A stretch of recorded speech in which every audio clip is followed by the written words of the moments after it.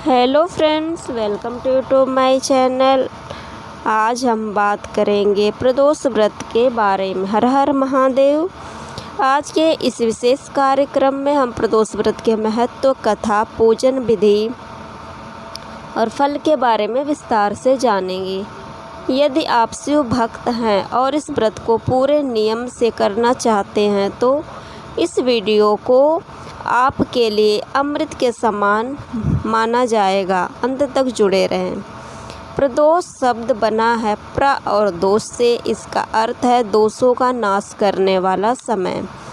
यह व्रत हर माह की त्रयोदशी तिथि को रखा जाता है। शास्त्रों में बताया गया है कि त्रयोदशी तिथि का प्रदोष काल शिव पूजन के लिए अत्यंत पवित्र है। जो इस समय शिव जी का ध्यान करता है उसे विशेष पुण्य मिलता है।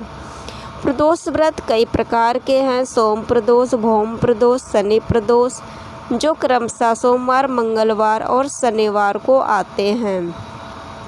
हर प्रदोष व्रत के अपने विशेष लाभ बताए गए हैं। सोम प्रदोष से स्वास्थ्य और मानसिक शांति मिलती है। भौम प्रदोष से ऋण मुक्ति और भूमि संबंधी लाभ मिलता है। शनि प्रदोष से पितृदोष निवारण और कष्टों का अंत होता है।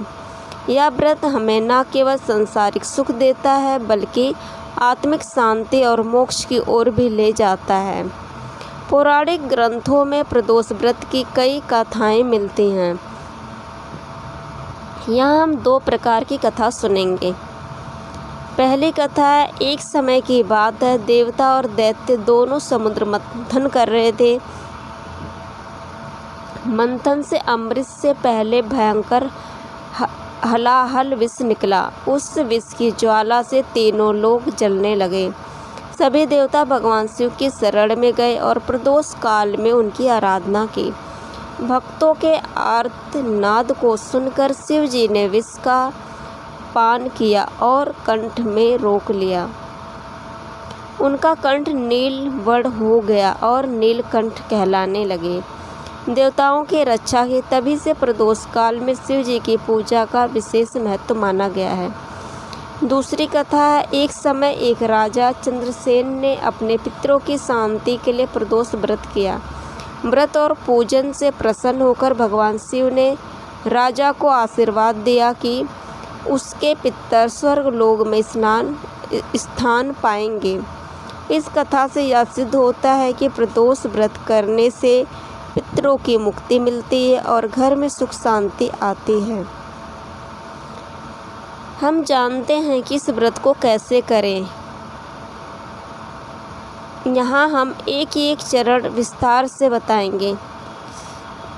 सबसे पहले स्नान और संकल्प लेना चाहिए। प्रदोष व्रत वाले दिन ब्रह्म मुहूर्त में उठे, स्नान करके स्वच्छ वस्त्र पहने, पूर्व दिशा की ओर मुख करके व्रत का संकल्प ले।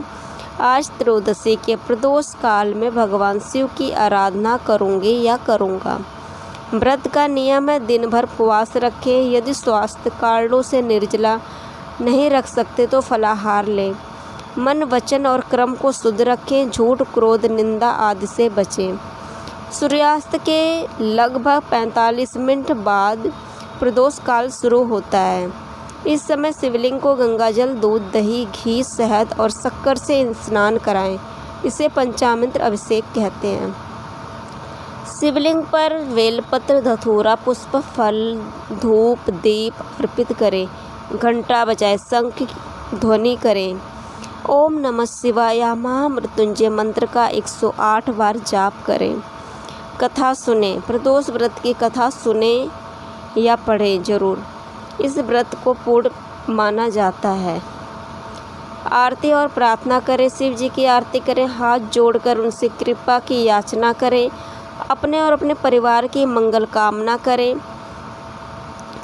अगले दिन प्रातः व्रत का पारण करें और ब्राह्मण या जरूरतमंद को भोजन व दान दें। अब जानते हैं कि इस व्रत को करने से क्या लाभ मिलता है। भगवान शिव की कृपा प्राप्त होती है। रोगों और शत्रुओं से मुक्ति मिलती है। पितृदोष समाप्त होता है और पितरों को शांति मिलती है। संतान सुख, धन और आयु की वृद्धि होती है। मनोकामनाएं पूरी होती हैं, आध्यात्मिक उन्नति और मोक्ष की प्राप्ति होती है। शास्त्रों में कहा गया है कि प्रदोषे शिव पूजा च सर्व पाप प्रवासिनी, अर्थात प्रदोष काल में शिव पूजन करने से सभी पाप नष्ट होते हैं। मित्रों, इस प्रकार प्रदोष व्रत करने से हमें जीवन में सुख, शांति और समृद्धि प्राप्त होती है। आप भी श्रद्धा और नियम से इस व्रत को करें और शिव जी की अनंत कृपा प्राप्त करें। हर हर महादेव।